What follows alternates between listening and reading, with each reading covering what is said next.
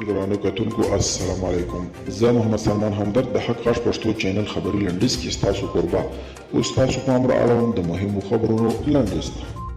د ایران د بهرنیو چارو وزارت مرستیال عباس عراقچي چې تازه افغانستان ته راغلی و وایي ایران او افغانستان په خپلو کې نږدې اړیکې لري او دغه اړیکې د لا پیاوړتیا لپاره به ژر تر ژره ستراتیژیک تړون لاسلیک کړي.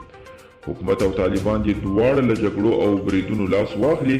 پخواني ولسمشر حمید کرزي پر خپله یوه تازه مرکه کې په هېواد کې پر روان تاوتریخوالي اندېښنه ښودلې ده.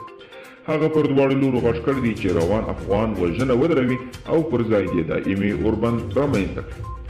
لاهور ښار کې د پاکستان حکومت د اپوزیسیون لسګونه زره پلویان لاریون کړي دي او لومړی وزیر عمران خان د ګوښه کېدو غوښتنه یې کړې ده. سکاټ میلر ویلي دي چې د دوحې تړون به په اساس له افغانستانه د بهرنیو ځواکونو وتل لړۍ روانه ده او په نایجیریا کې پر ښوونځي له وسلوال برید وروسته سلګونه زده کوونکي ورک دي.